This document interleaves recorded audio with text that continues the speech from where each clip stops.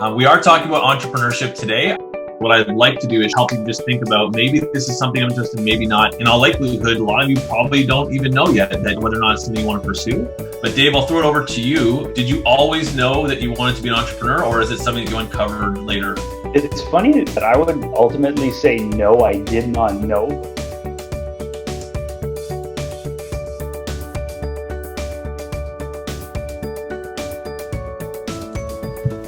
Okay, so I recently heard about Switzerland making feminine hygiene products free. So if someone doesn't have them or they can't afford them, then making them accessible. So I think that may be something that I'm interested in. Would it be for everyone, or would it just be on a needs basis, like those that are lower income, or do you want it to be universal?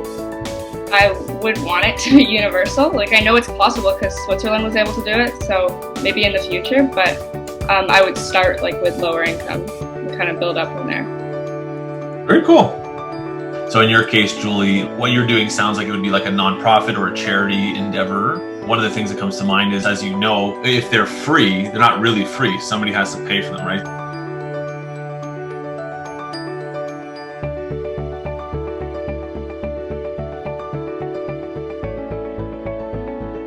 I was not just told on what I need to improve, but taught how to improve what I needed to improve.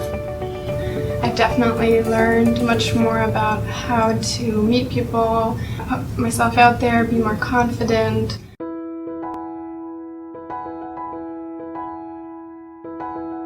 So my favorite part of the year was just meeting all the mentors every week and being able to listen to what they had to say, all their insights, all their experiences, and just seeing how you don't necessarily have to know exactly where you're going to go.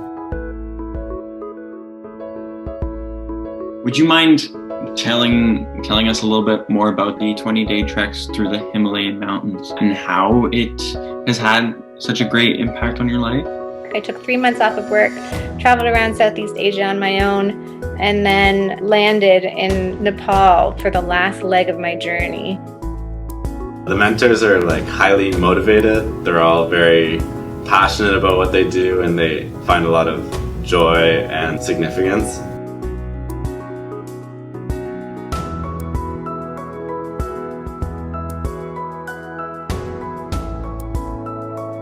The camp that I worked at with kids with different chronic illnesses. So if they were using a wheelchair, then we'd look at, all right, how are we adapting all the activities so that they can fully participate in everything. I was a camp counselor a few years ago at Circus Camp, but I also worked with some kids that had physical limitations. But I found it really hard seeing a kid that can't do all the things that they want to do. So how do you deal with that kind of emotion? That's such a relevant piece on a daily basis. In order to be able to give yourself, you have to look after yourself first. I'd encourage you, if that's a field that you want to go into and working with people where you give so much of your heart into your work, find those self-care things. With your artistic abilities, maybe art plays some sort of form into the self-care process. Definitely. Thank you. That's really helpful. Throughout their speech or conversation, I would just be like, that's so me. The biggest impression that the mentors left was that nothing comes easy. You always have to work for it, but when you work for it, you get the greatest rewards. If you could give yourself advice back in high school, what would you tell yourself? The first thing is just don't be afraid to fail. Take calculated risks, go out, try experiences. I mentioned I've had 21 different jobs. Each one of those I've learned and can take something away from that helped me in the next one, even though at the time I may not have been able to see it. Your trajectory towards your career path isn't always going to be linear. Mine was more like a Plinko board.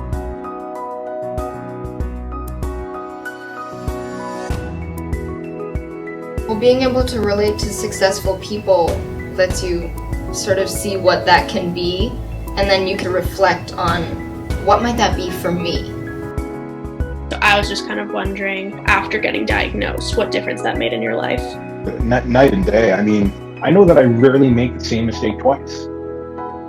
That's how my mind works. So I literally will try to make as many calculated mistakes as I can because I know that that's going to get me further. But the fear of stepping outside of my comfort zone and taking that risk before would paralyze me. And now that I have a better understanding of how my mind cycles and how it works, I intentionally chunk my business up so that I do different things.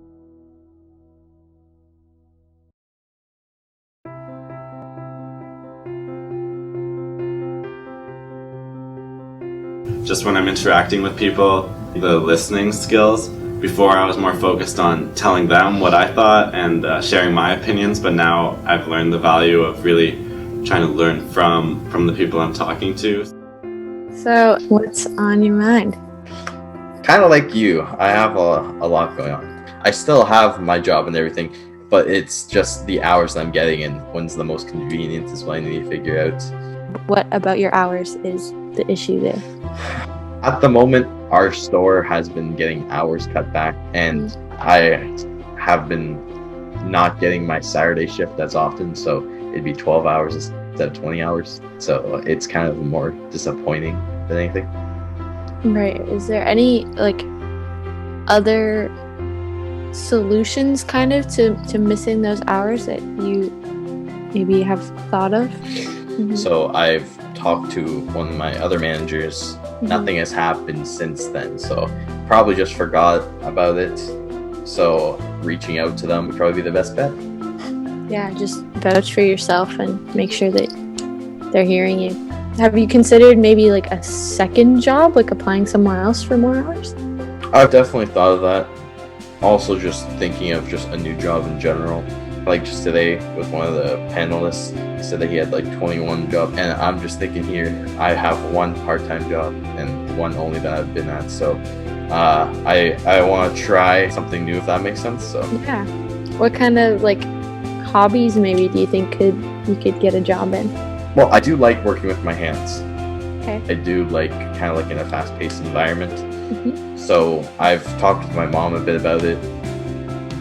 The afternoon discussions were where I learned the most about reflecting and learning about the workshops that we were doing and skills that we were learning and how to apply them.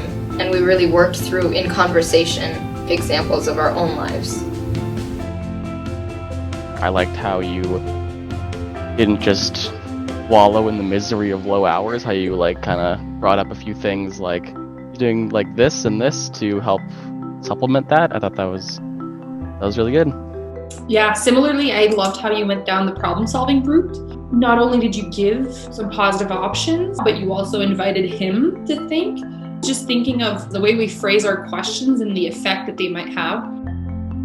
You're able to know everybody a lot more. You know more than just their friend circle, you know about their personal life, you know what they've struggled with and what they need help with, and you guys work together. So Discover Year gives you a base of how to approach finding your interest and finding your passion and searching for a career that will be significant to you. So it gives you some structure and some time to think about that, and I think it sets you up for the rest of your life.